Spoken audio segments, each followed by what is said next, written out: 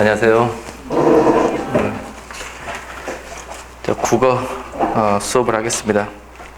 먼저 코로나 바이러스 사건 때문에 마스크를 쓰고 수업을 하고 있죠. 그러니까 저도 그렇고 여러분도 그렇고 마스크를 착용하고 있기 때문에 실강은 그래도 좀 나올 수 있는데 지금 동영상 촬영 중인데 동영상으로 수업을 듣는 학생들은 좀 오디오 상태가 좀 안 좋을 수 있습니다. 마스크로 입을 다 가렸기 때문에 그런지 알고 양해하시고요. 실강 듣는 학생들도 현장 강의 듣는 사람들도 좀 소리가 좀 울리는 경향이 있을 거예요. 그렇다 하고 드시고 혹시 소리가 잘 안 들리거나 또 질문하고 있으면 중간이라도 손을 들고 질문하시면 돼요. 알겠죠? 오디오 상태가 안 좋다 해가지고 마스크를 복구할 수는 없잖아. 그죠? 그 다음 국어 수업에서 간단히 말씀을 드리면 진도기록을 말씀을 드릴게요. 보시면 책이 2권이 있죠. 1권과 2권이 있을 겁니다.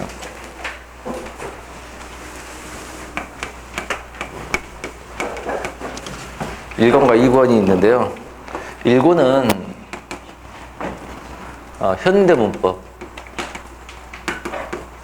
현대문법하고 한자, 현대문법하고 한자가 나와 있고요. 이거는 비문학, 문학, 고전문법 이렇게 들어 있습니다. 이 수능 국어하고 공무원 국어하고 가장 큰 차이점이 뭐냐면 수능 국어는 1번부터 10번까지는 화법작문, 11번부터 15번까지는 문법 이런 식으로 정해져 있거든요. 그죠? 문항수가 정해져 있어요, 단위별로. 근데 공무원 시험은 이 전체 범위에서 내긴 내는데 현대문법은 몇 문제, 고전문법 몇 문제 이런 게 정해진 게 없어요. 정해진 게 없다고요. 그게 공무원 국어의 가장 큰 특징입니다. 주로 보시면 꼭 그런 건 아닌데 주로 1권에서 한 50% 내고 2권에서 한 50% 내는 게 일반적입니다. 그러나 최근 추세는 2권 비중으로 조금 더 높아지고 있습니다. 추세는 그렇다는 거죠. 그러니까 꼭 문항수가 정해진 건 아닌데 대략 이렇더라라는 겁니다. 알겠죠? 대략 이렇게 내는데 문제는 뭐냐면 지금 우리가 총 8주 수업을 해요.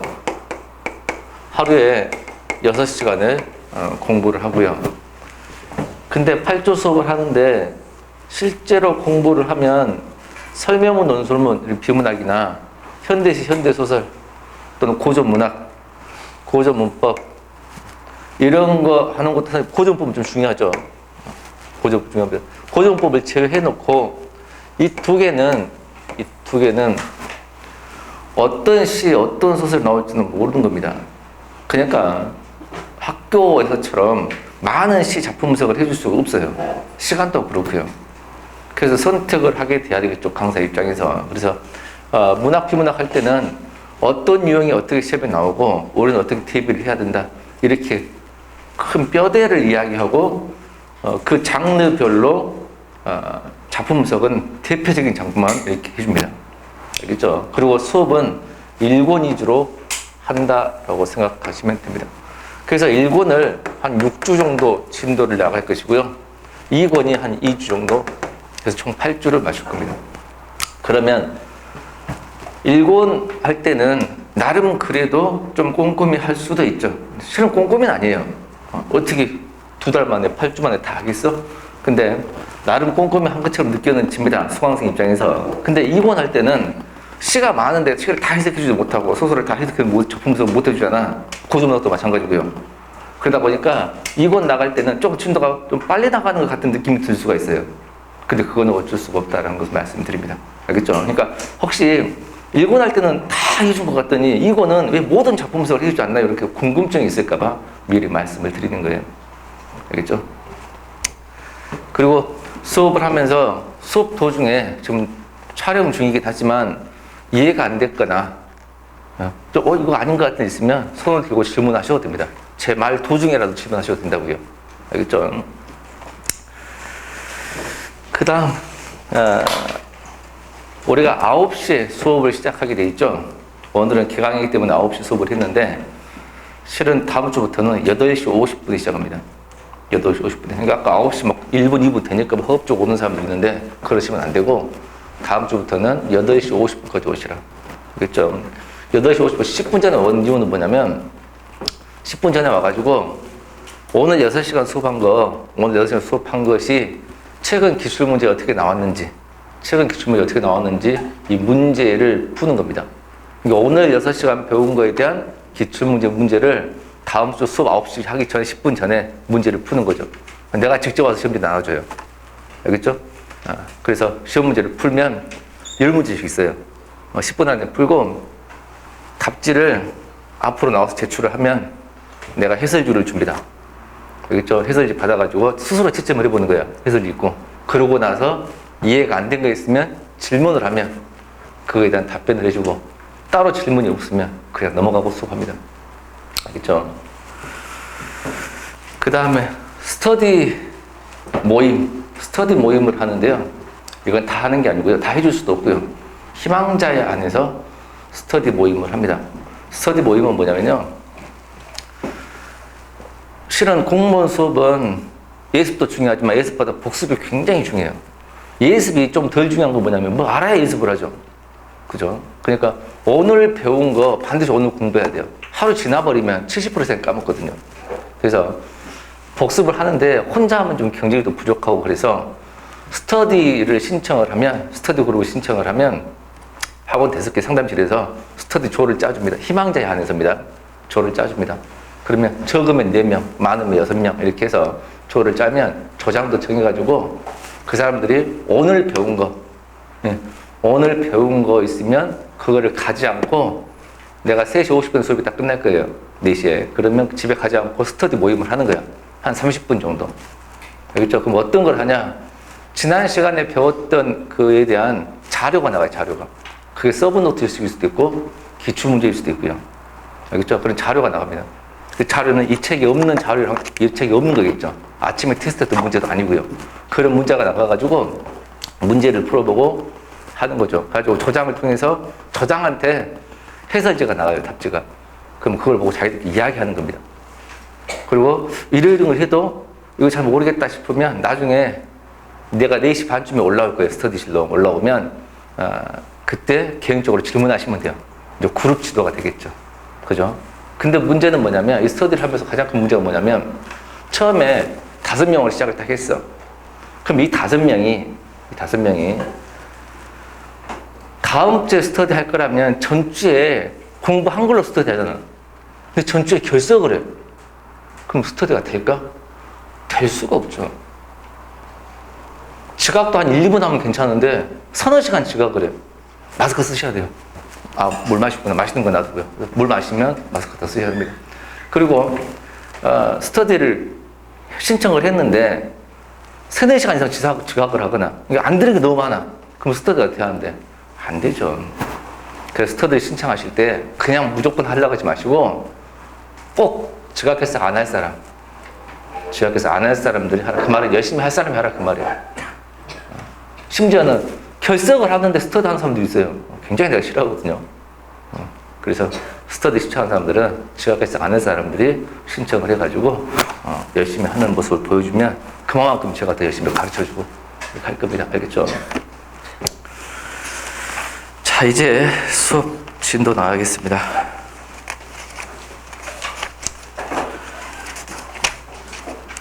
사쪽입니다. 언어 일반.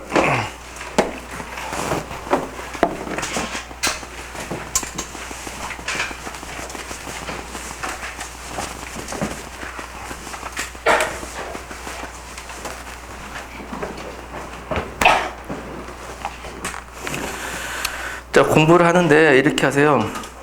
처음 공부하신 분들은 칠판에 뭘 쓰면 받아 적기가 바빠요. 실은 적어야 돼요. 안 적을 수는 없는 거예요. 받아 적기 바쁜데 막 받아 적다 보면 설명을 못 듣어요. 설명을 막 듣고 있으면 받아 적지를 못하고요. 처음 공부할 때 그래요. 처음 공부할 때. 그러면 이제 2가지 방법이 있는데요.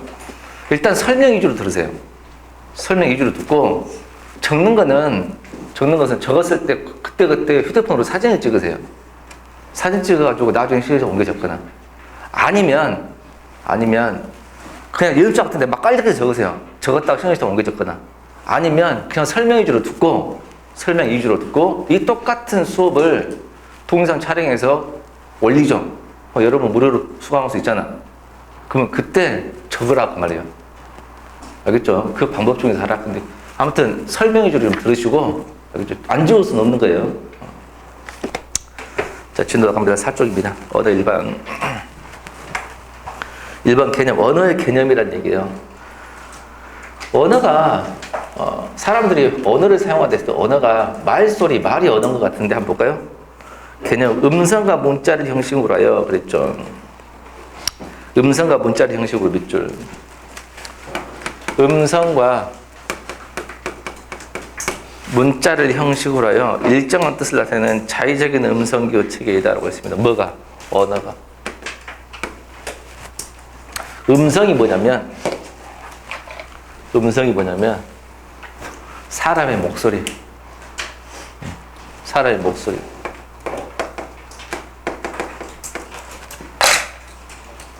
그러면 음성과 문자를 형식으로 하여 나타낸 기호체계라고 있거든요. 요건 한번 말이죠, 말. 문자는 글이고요. 그러니까 언어라고 하는 것이 말만 언어가 아니고 글도 언어다. 라는 겁니다. 말만 언어가 아니고 글도 언어다. 그래서 말을 음성 언어라고 이야기하고 글을 문자 언어라고 이야기를 하죠. 음성 언어, 문자 언어. 2번 언어의 3요소입니다.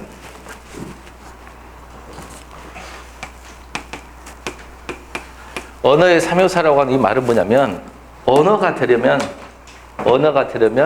반드시 세 가지가 다 갖추어져야 된다라는 겁니다. 언어가 되려면 반드시 세 가지를 다 갖춰야 되는데 책 보시면 첫 번째 주체,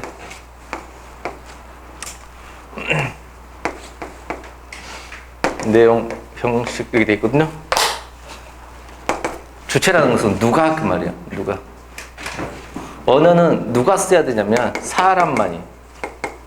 인간만이 사용해야만이 언어가 되고 내용, 의미가 있어야 돼요. 뜻이 의미가 있어야 된다. 그다음 형식은 뭘로? 음성으로, 목소리로.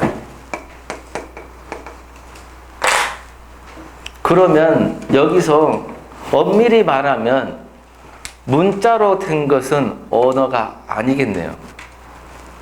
좁은 의미로는. 여기 있죠. 과거에 시험 문제가 꽤 오래됐는데 시험 문제가 뭐가 나오냐면 다음 중 언어로 볼 수 있는 것을 고르시오 라고 물어봤습니다. 그거는 언어의 3요소를 물어보는 겁니다. 그러면 언어로 볼 수 있는 것을 물어봤다라고 하면 사람이 내야 되고 뜻이 있어야 되고 소리가 나와야지 언어인 겁니다. 그렇죠? 그러면 그때 이제 오답으로 나왔던 것들이 이런 것들입니다. 침팬지 이야기인데요. 침팬지가 사육사에게 먹이를 더 달라고 소리를 내고 있습니다. 그 소리가 언어가 되겠냐? 될까 안 될까? 안 되는 이유는 주체를 얻은 겁니다. 침팬지는 사람이 아니고. 두 번째 오답의 유형이 이런 겁니다. 치매에 걸린 할아버지가 간호사를 향해서 소리를 지르고 있습니다. 근데 간호사는 도대체 무슨 소리인지 알아들 수가 없었습니다. 언어가 될까? 안 됩니다. 뭘 얻었어요? 의미가 없어요. 의미가. 그 다음에 프로야구 선수가 싫어합니다. 프로야구 선수가 관중들이 야유를 하니까 관중들한테 이렇게 한 적이 있어요. 이렇게. 누군지 알아요? 몰라요? 김정현이라고 하는 프로야구 선수인데요. 메이저리거죠. 한번 이렇게 한 적이 있어요. 나는 이게 한국 욕인 줄 알았더니 전 세계 공통인 모양이에요. 자, 이렇게 한 거는 언어가 돼야 하는데 안 되는 겁니다. 뭐가 없어요? 음성이 없죠. 알겠죠? 자, 그게 이제 언어의 3요소고요. 2번 언어의 특성, 빨간색 밑줄. 자, 중요한 거 들어갑니다. 언어의 특성.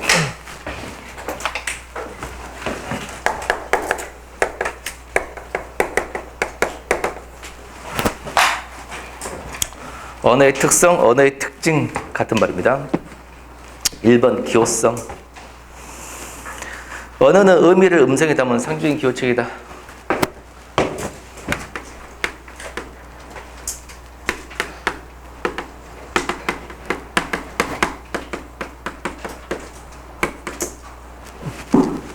기호성이라는 거 말 첫 보세요. 부정선 뭐라 했어? 의미를 음성에 담은 상징적이고 의미를 음성으로 표현한다. 근데 왜 기호성이라 하냐라는 겁니다. 일단 봅시다. 봐봐. 언어가 되려면 여기 보세요. 언어가 되려면 사람이 뜻을 음성으로 표현해야 되겠어요. 뜻을 음성으로 표현하는 거, 의미를 음성으로 표현하는 거, 이걸 기호성 그래요.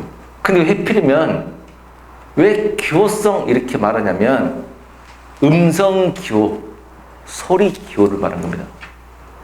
그러니까 의미를 음성이라는 소리 기호로 표현한다. 그게 뭐야? 기호성이다 그 말이에요. 알겠죠? 그걸 기호성이라고 그래요. 2번 자의성입니다.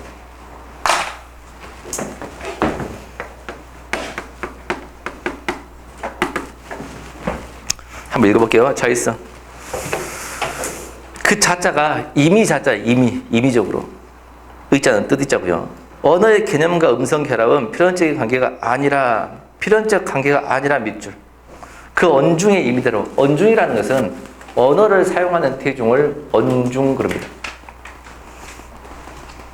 언중의 의미대로 결합시킬 것이다. 라고 했죠.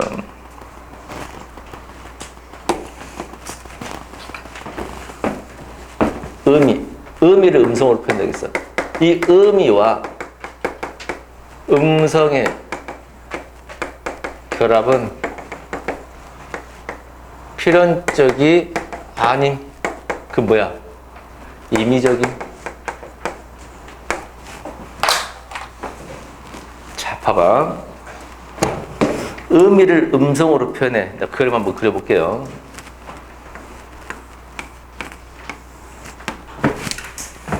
도로에 이렇게 서 있는 게 있습니다. 이제 막 말을 배우려고 하는 아이가 엄마 이거 뭐야? 라고 물어봤습니다. 뭐야? 물어보면 뭐라고요? 나무다 라고 이야기를 하겠죠. 나무야 라고 소리했습니다. 그러면 나무라는 소리로 표현했죠. 뭘로 표현한 거야? 음성으로 표현했지. 음성으로. 이걸 뭐라 그래? 음성으로 표현했다. 무슨 성이라 그래? 기호성. 근데 왜 하필이면 나무냐 그 말이에요. 나물도 아니고 나모도 아니고 너무도 아니고. 알겠죠? 저 뒤에 분 남자분 집중하세요. 집중하셔. 평생 직장을 구하는 거니까. 알죠?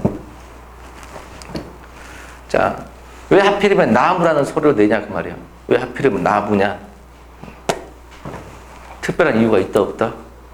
좀 보세요. 의미와 음성 결합. 왜 하필이면 나무인지. 이게 의미고 이게 뜻이잖아. 이게 뭐야? 소리잖아. 소리 음성이잖아. 의미와 음성 결합은 필연적인 게 아니에요. 그냥 임의적으로 시킨 거예요. 그냥 나무야. 만약에 나모였으면 나모라고 그냥 소리했을 거예요. 이해된가? 그러면 이 의미와 음성 사이에는 필연적인 경계가 있는 게 아니고 그냥 임의적으로 결합했다. 이걸 뭐라고 한다? 자의성이라고 합니다. 자, 그러면 자의성의 근거, 자의성의 예시 1, 2, 3, 4, 5가 있죠. 1번을 보겠습니다. 언어마다 말소리가 다르다라고 했습니다. 자, 우리는 길가에 서 있는 이런 의미를 뭐라고 소리냈어? 음성으로. 나무라고 소리냈어. 근데 영국 놈들은 뭐라고 소리낼까? 틀이 이렇게 소리낼 거예요. 일본 애들은 뭔지 모르겠지만 다른 말로 소리 내겠지. 그러면 각 나라별로 요거를 나타내는데 소리가 다 다르지. 그건 뭐야? 특별한 이유가 있으세요? 없으세요? 특별한 이유가 있다면 소리가 비슷하겠지. 다. 전 세계가. 이유 없이 짓다 보니까 각 나라별로 소리가 조금씩 어째? 다른 거예요. 조금이 아니고 많이 다르죠. 네? 특별히 얘를 지으려고 하는 음성으로 하려고 하는 이유가 있다면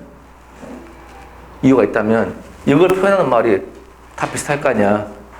이해된가? 이번 달 분위기 좀 팍팍한 것 같아. 대답도 않고 뻘짓거리 하고 있고 막 미치겠네. 그렇죠?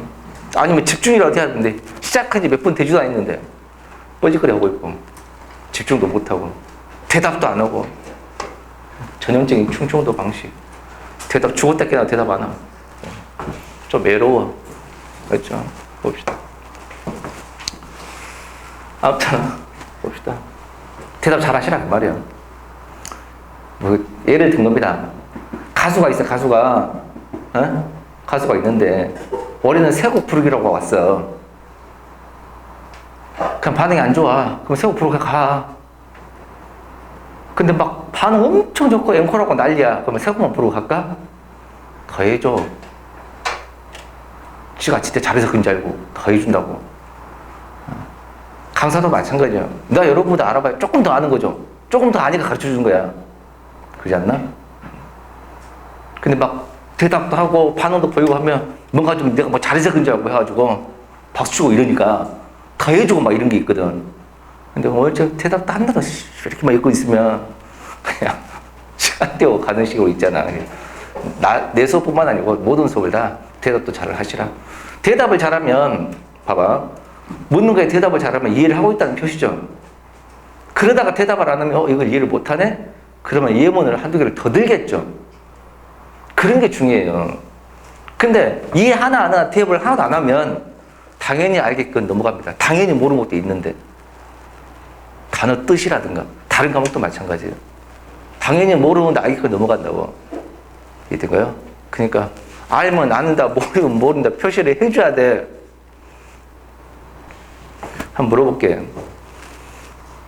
기억 다음에 니은이야. 니은 다음에 뭘까?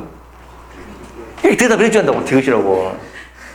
응? 방금부터 서너 명만 그거 끝내잖아. 응? 적어도 이 중에 한 10명은 넘은 목소리가 나와야 되는 거 아니야?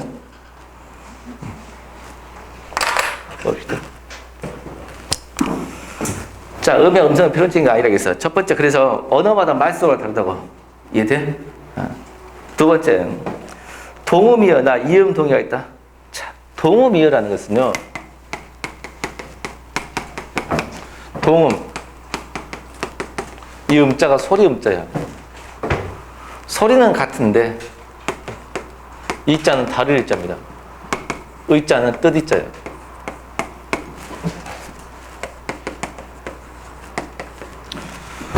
보면 소리는 같은데 뜻이 다른 말, 이 말이에요. 예를 들면 배. 자, 배가 크다 그랬습니다. 배가 크다 그러면 이 배가 신체 복부인지 아니면 뭐야?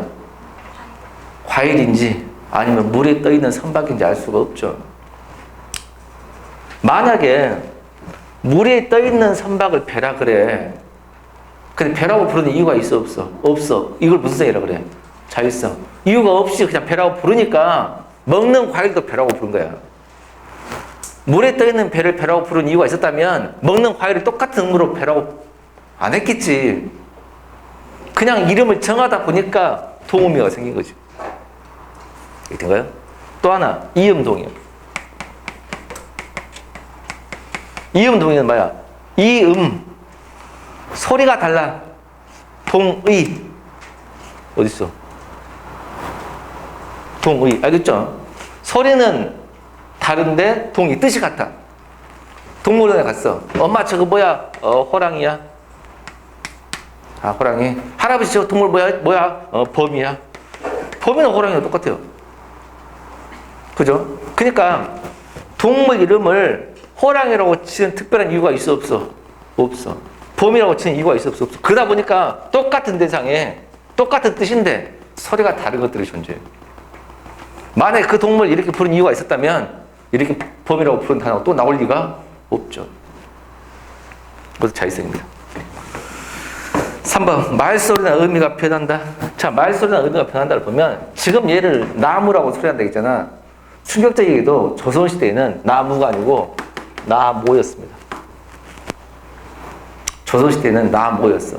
이 나모라고 불렀던 이 소리가 지금은 뭐라고 불러? 나무라고 소리가 바뀐 거야. 왜 바뀌었어요?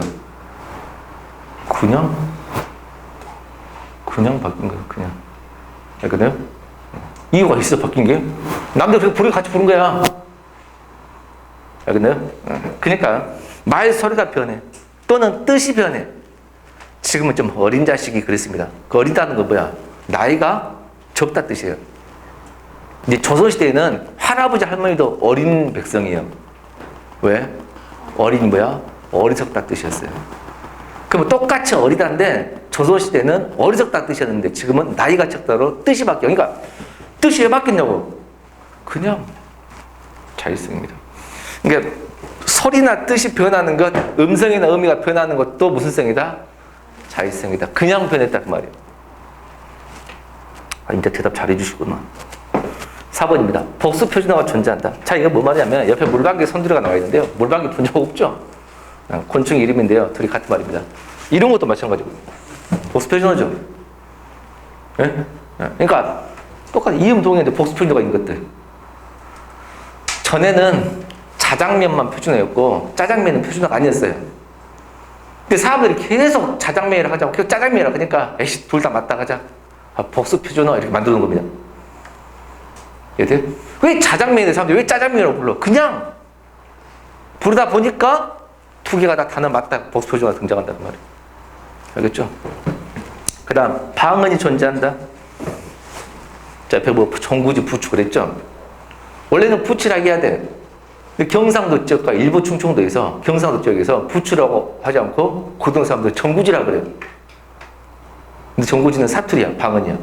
지역 방언. 그럼 그 지역 사람들은 왜 부추를 정구지라고 그래요? 그냥 자율성. 그러다 보니까 방언이 존재해. 알겠죠? 이런 것들이 다 보다 자율성이다. 이렇게 알아두시면 됩니다. 3번 사회성입니다.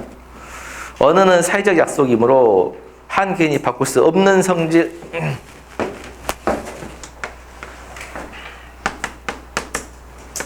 언어의 사회성은 뭐냐? 사회적 약속이어서 개인이 함부로 바꿀 수 없는 성질. 이거를 사회성이라고 합니다. 바꿀 수 없다고.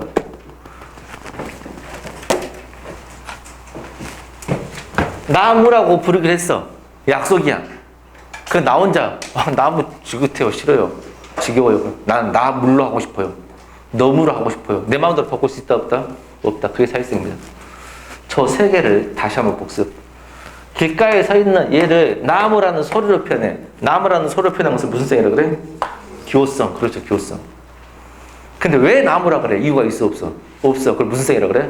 자율성. 그렇죠. 대답 겁나 잘하고 있어요. 사회성은 뭐냐? 나무라고 불렀는데 내 마음대로 바꿀 수 있어 없어? 바꿀 수 있어. 무슨 성이야? 사회성. 됐어요. 5쪽입니다. 4번 역사성. 역사성 뜻을 보세요. 언어도 시간이 흐름에 따라 언중의 약속이 바뀌면 신생, 성장, 사별한다.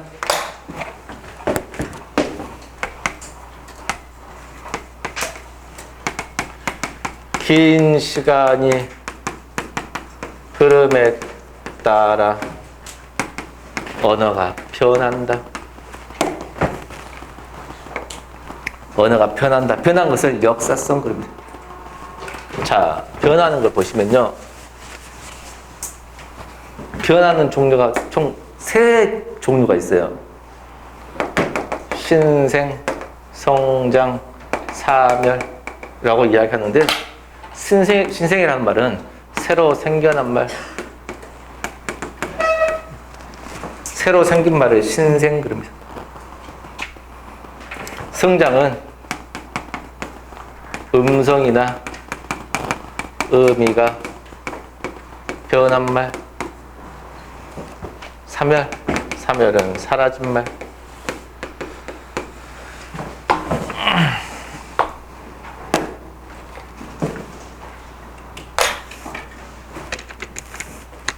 이거 뭐라 그래요? 분필.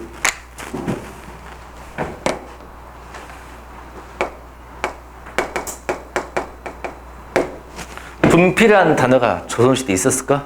없었지. 어느 생기의 순간에 시간의 흐름에 따라 새로 생겼지. 신생어. 분표. 그럼 우리가 사용하고 있는 대부분의 단어가 다 신생어네. 그래 안 그래? 아주 옛날에는 없다가 생겨났잖아. 그지 않나? 뭐 빵, 구두, 선풍기 다 마찬가지지. 신생어들이죠.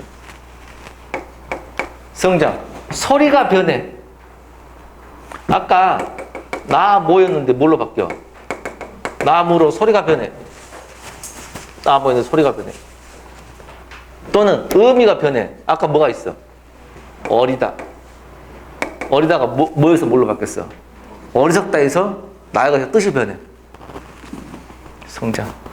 소리가 변하거나 뜻이 변해. 사멸. 사라진 말. 사람 성씨하고 오얀니시란 말 들어봤죠? 오얀니시라고 하거든요. 오얏은 사라진 말이죠. 지금은 표준어가 아닙니다. 뭐가 표준어냐면 자두입니다. 자두. 그러면 이런 사라진 말 이런 게 표현하는 겁니다. 역사성은 긴 시간이 흐를 때 표현한다. 좀 사회성과 좀 다르지 않나? 사회성은 개인이 함부로 바꿀 수 없다는 뜻이고요. 사회성은 약속이니까 개인이 마음대로 바꿀 수 없지만 긴 시간이 흐름에 따라 언어 대중, 언중의 뜻이 변해서 다 같이 바뀌면 바뀔 수가 있다는 겁니다. 여기 있죠? 이걸 뭐라 그래? 역사성이라고 합니다. 책 봅시다. 역사성 1번 신생. 기존에 없던 말이 새로 생긴 경우.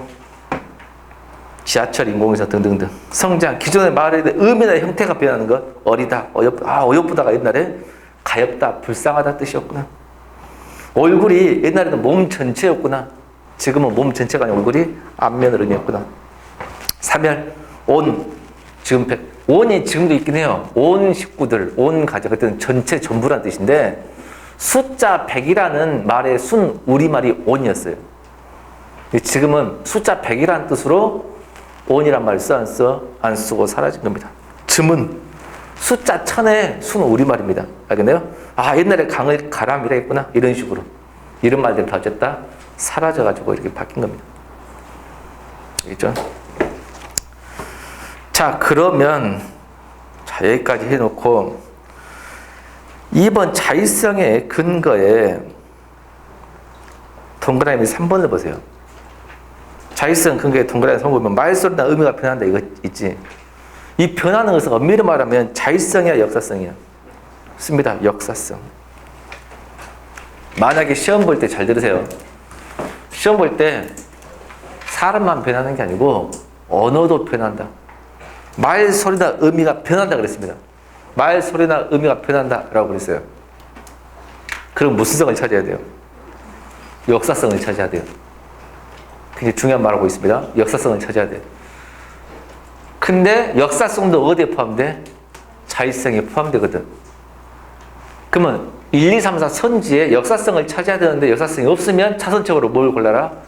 자의성을 골라라 라는 겁니다. 이해된가요?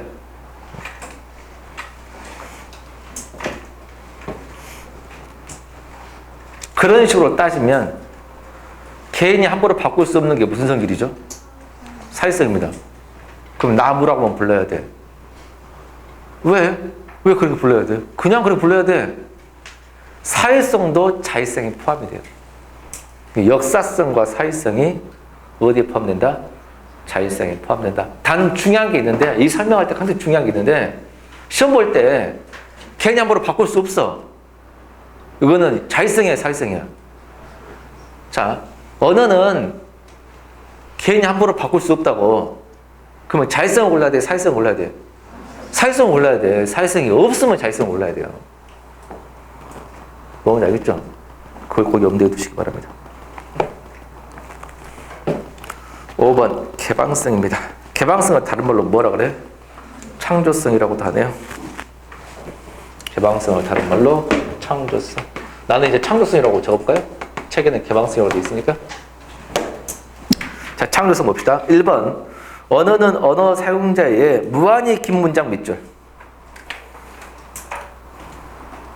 선수있어. 따라서 언어는 끝이 열려있는 개방적 구조이다. 즉 무한수의 문장 밑줄. 무한히 긴 문장을 만들어 사용.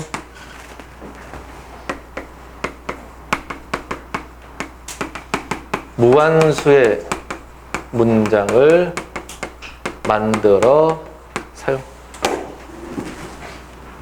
자, 둘이 내기를 해. 여러분하고 내기하는데 누가 더 긴 문장을 만드는지 내기해보자 라고 하고 있습니다. 누가 더 긴 문장을 쓸 수 있는 내기하는 겁니다. 포기하지만 않으면 이길 수 있죠. 나는 밥을 먹고 빵을 먹고 뭐를 안 먹고 어쩌고저쩌고 하면 되잖아. 네? 사람의 언어가 다른 동물의 언어하고 가장 큰 차이가 창조성이에요. 동물은 길이를 마음대로 늘리지를 못해요. 이해된가? 근데 사람은 문장의 길이를 계속 길게 늘릴 수 있어요. 근데 이거를 만드니까 창조성이라고 하거든? 근데 왜 개방성이라고 하냐? 끝이 열려 있어. 계속 만들어. 그 다음, 무한수의 문장을 만들어. 그러면 너 문장 몇 개 만들 수 있어. 이거는 포기하지 않으면 계속 만들 수 있습니다. 나는 밥을 먹었다. 나는 빵을 먹었다. 나는 우유를 마셨다.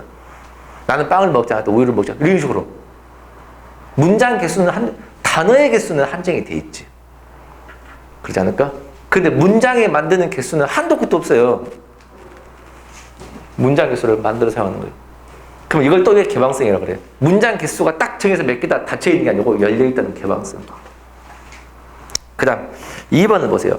언어의 개방은 사고의 개방으로 이어진다. 따라서 우리는 언어를 통해 이 세상에 존재하지 않는 것,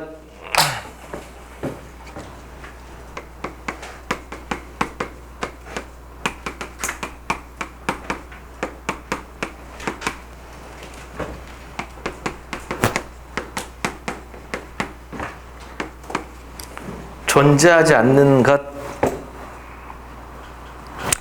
것이나 추상적인 관념인 것,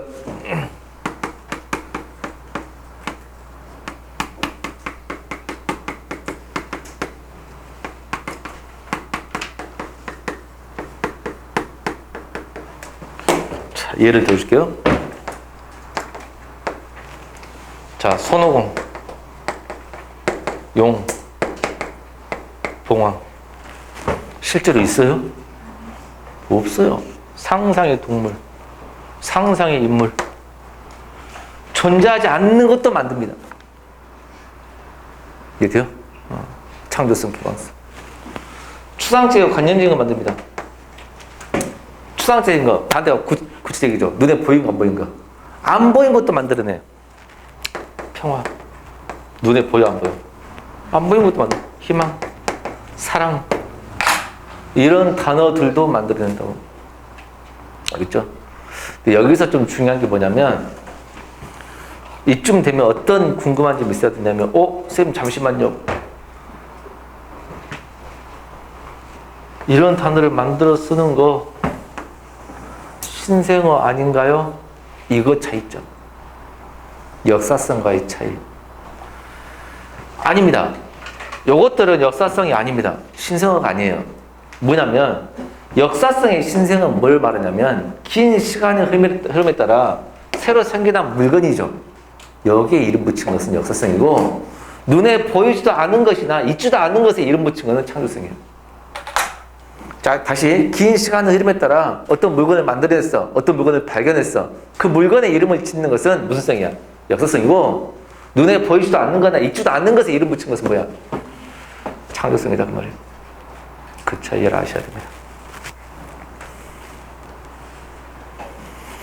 그 다음 6번 분절성입니다.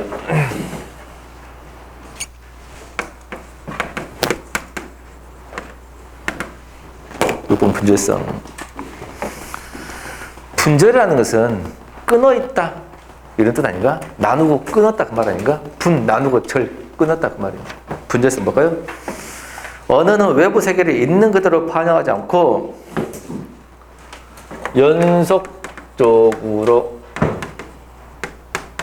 연속적으로 이루어진 세계를 불연속적으로 끊어서 표현한다. 자, 또 예를 들어봐야 되겠죠?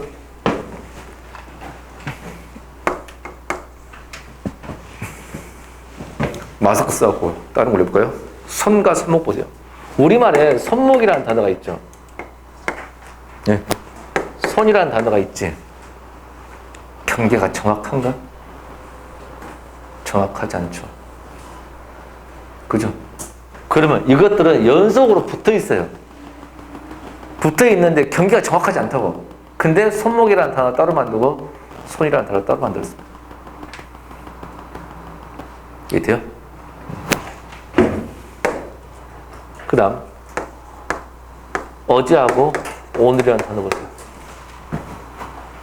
어제하고 오늘 붙어 있죠. 근데 단어로는 어제 오늘 구별했습니다. 선생님 영시 기준으로 하지 않나요? 자, 시간이라는 것은 편의상 영시라는 걸 만들어 놓은 거지. 붙어 있잖아. 붙어 있죠. 이해돼요? 시간은 붙어 있는 건데 그냥 어제 오늘 나눈 거야. 다른 예를 한번 들어볼게요. 이해가 안 되는데요. 봄과 여름 보세요. 봄, 여름, 가을이고. 단어는 봄, 여름, 가을이고 나눴어. 음력 1, 2, 3월이 이제 봄이지만 그게 붙어 있는 거지. 딱 여기까지가 봄이고 여름이 있어요? 없죠. 이런 것들이 분열성이에요. 붙어 있는 개념을 끊어서 표현하고 단어를 만들어야 한다. 이기보다 분절성이다. 책에는 어떤 내용 나왔나 한번 볼까요? 예를 들어 보세요. 현실 경계에서 무지개 색깔 그랬네요. 우리가 무지개 색깔 하면 빨주노초 하나 보죠. 빨간색, 주황색, 노란색 경계가 있다는 거야. 실로 경계가 있냐? 색깔이 자연스럽게 살짝씩 많은 색으로 바뀌고 있는 거지. 근데 그냥 빨간색, 주황색, 노란색 이렇게 끊었다 그 말이에요. 예? 이게 분절성이다. 또 하나 볼까요? 사람의 얼굴 경계가 있네요. 손, 얼굴 경계, 턱, 뺨. 턱과 뺨에 단어가 있지. 경계가 있어 없어? 없어요. 뺨과 이마 경계가 있어 없어? 없어요. 단어를 만들어놨어. 사람 얼굴 경계. 시간 흐름 이런 거. 어제 오늘 봄 여름. 다 나눠서 표현한다. 알겠죠? 7번입니다. 추상성입니다. 추상성. 언어는 같은 부류 사물에서 그 다음 밑줄 공통적인 속성을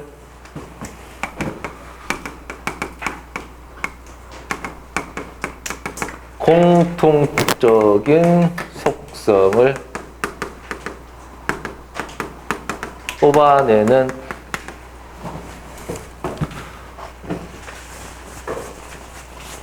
공통적인 속성을 뽑아내는 과정을 거친다.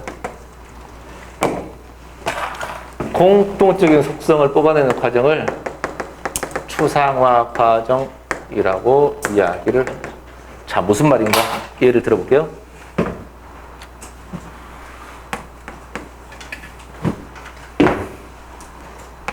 야, 가서 꽃 한 송이만 사갖고 와 그랬습니다. 꽃 한 송이 사갖고 와 그랬어요. 이 말은 우리가 흔히 알고 있는 구체적인 말로 생각하지만 실은 구체적이지 않습니다. 왜냐하면 심부름을 제대로 하려면 무슨 꽃이요? 어디에 쓰려고요? 자세히 물어봐야 심부름을 제대로 할 수 있는 거죠. 왜? 꽃의 종류가 여러 가지잖아. 뭐 무궁화일 수도 있고, 뭐 국화일 수도 있고, 장미일 수도 있고, 또 뭐 있을 거 이렇게 하잖아. 그죠? 그러면 우리가 꽃이라고 하는 단어가 구체적인 단어는 알았지만 추상화 과정에 그친 거예요. 공통적 속성이 뭐냐면 이 모든 꽃들의 공통적인 것이 향기가 있다, 뿌리가 있다, 줄기가 있다, 이파리가 있다, 무엇이 어쩐다, 무엇이 어쩐다. 공통적인 걸 묶어서 이걸 꽃이라고 하자 이런 거예요. 이때 무궁화와 꽃이라는 단어를 보면 꽃을 상위어라고 하고 무궁화를 하위어라고 이야기를 합니다. 이때 이 두 단어의 관계를 꽃과 무궁화 관계를 상위와 하위에서 상하 관계라고 이야기를 합니다. 써놓으세요. 그러면 무궁화에 대한 또 하위어가 있을까 없을까? 있지. 우리가 무궁화 전문가가 아니어서 그렇지. 무궁화 종류도 많이 있을 거 아니야. 그렇지 않나? 그러면 어떤 백색 단신 무궁화가 있다 라고 하면 그거는 이 무궁화 종류는 다시 이거에 대한 뭐가 돼? 하위어가 되고 다시 이 단어에 대한 얘가 뭐가 되는 거예요? 상위어가 되지. 그러면 꽃은 항상 상위어인가? 아니지. 그 위에 어떤 식물이 있다. 그러면 걔가 상위어고 얘가 다시 뭐가 돼? 하위어가 되지. 이런 식으로 돼 있다는 거예요. 이게 추상성입니다. 이런 관계를 상하 관계. 마지막 체계성입니다.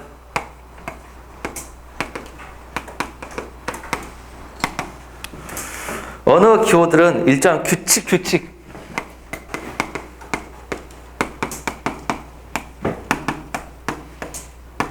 규칙에 배열된다. 그래서 다른 말로 규칙성이라고도 합니다. 근데 당연히 규칙이 있지, 문법이 있지, 체계가 있지, 구조가 있겠지. 이해돼요? 여기서 밑에 개방적 선택과 폐쇄 선택이라는 게 있거든요. 자, 체계를 갖출 때 봅시다. 나는 빵을 먹었다 라는 이것도 하나의 체계를 갖췄지. 그때 빵이라는 이하고 옷이라는 이 두 개의 글자를 보세요. 자, 여기에다가 다른 말로 바꿀 수 있어 없어? 있지? 바꿀 수 있는데 여기에다 바꿀 수 있는 말들은 한정되어 있어. 엄청 많아. 수백 가지, 수만 가지가 될 수 있죠. 이것을 개방적 선택이라고 말을 하고요. 여기는 좀 한정되어 있죠. 먹는다, 먹겠다, 먹었다, 몇 개 안 되죠.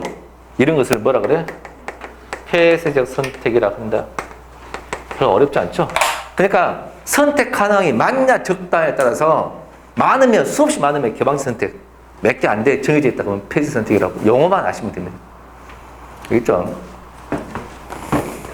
그럼 끝이에요. 자, 여기서 꼭 알아야 될 거, 언어의 자율성 굉장히 중요하고요. 사실성, 역사성 중요하고요. 분절성 중요합니다. 이런 것들이 시험에 출제가 됐었어요. 근데 공무원 시험은요, 허를 찌르는 문제가 나올 수도 있습니다. 방금 동그라미 시험 4개는 시험에 자주 나온 건데요.